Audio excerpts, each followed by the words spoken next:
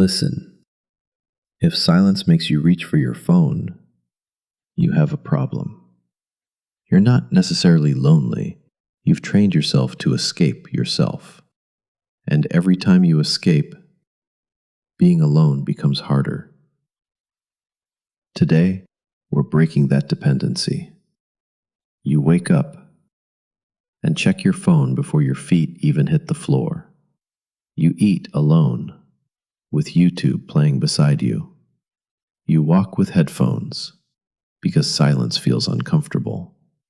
Then night comes, and instead of sitting with your thoughts, you scroll until you're exhausted enough to sleep. Here's the uncomfortable truth. You're not always looking for company. Sometimes, you're looking for distraction from yourself. Most people call this being social, but if you cannot choose solitude, that's dependence, not connection. And here's what makes it worse. The more you escape solitude, the harder solitude becomes. Here's what nobody tells you.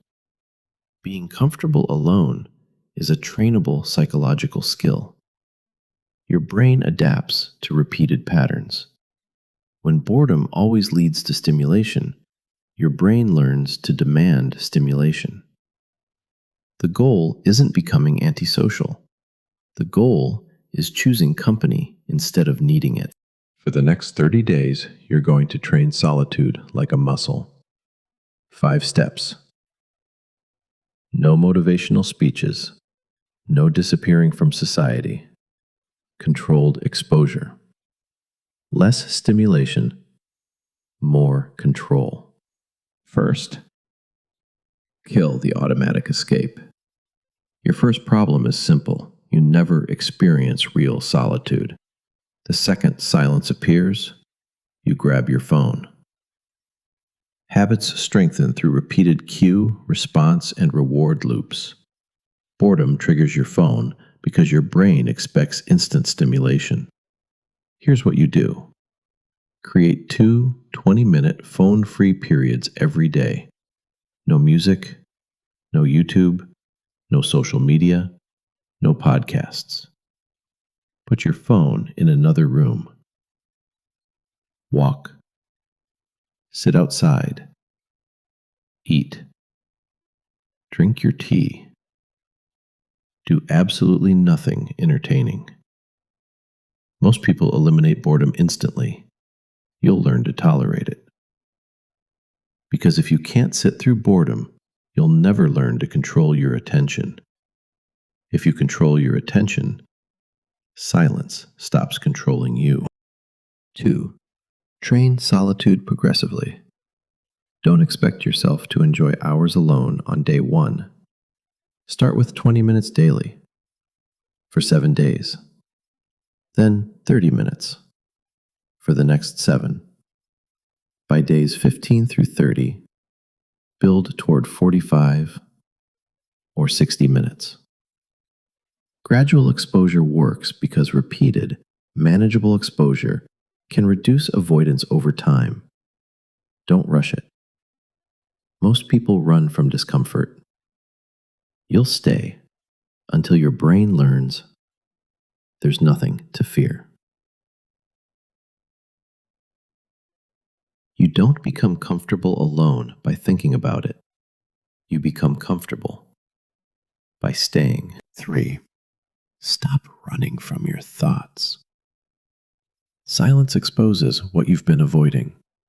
Regret, insecurity, fear, uncertainty. Avoidance gives temporary relief, but it can strengthen the habit of escaping discomfort. When a strong thought appears, write it down. Then ask yourself, is this a fact, a fear, or a problem I can act on?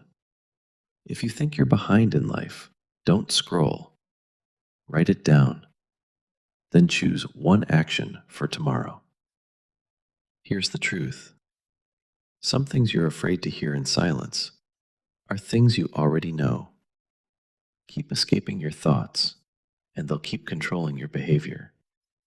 Remember this: a thought is not a command. 4. Take yourself somewhere alone. Being alone in your bedroom isn't enough. Go somewhere public alone, once every week. A cafe, a park, a bookstore, the gym. Stay 30 to 60 minutes without hiding behind your phone. Don't perform for strangers. Don't seek approval. Just exist. Avoidance can keep social fear alive. Controlled exposure teaches your brain that being alone around people isn't dangerous. Most people use their phone to look busy. You'll learn to be present without needing an audience. Confidence is knowing you don't need a crowd to stand tall. 5. Build a life you actually enjoy alone. Solitude feels empty when your life has nothing meaningful inside it. Choose one skill to develop for 30 days. Choose one physical activity you can do alone. Then spend 30 minutes every day building instead of consuming. Train, read, learn, create, build. Most people use solitude to consume. You'll use solitude to construct. Because without a meaningful life, you'll always try to escape your own company. Build a life you don't need to escape from. These 5 steps aren't about becoming a lonely man. They're about becoming a man who can choose solitude without being destroyed by it. You don't need constant stimulation. You don't need constant company. You need self-command. Tonight, put your phone away for 20 minutes. No music, no scrolling, no escape. Sit with yourself. If you can do that, you've started training something most people never develop: the ability to stand alone. So if you're done running from silence, and subscribe if you're building discipline, self-respect, and control, not just collecting motivation.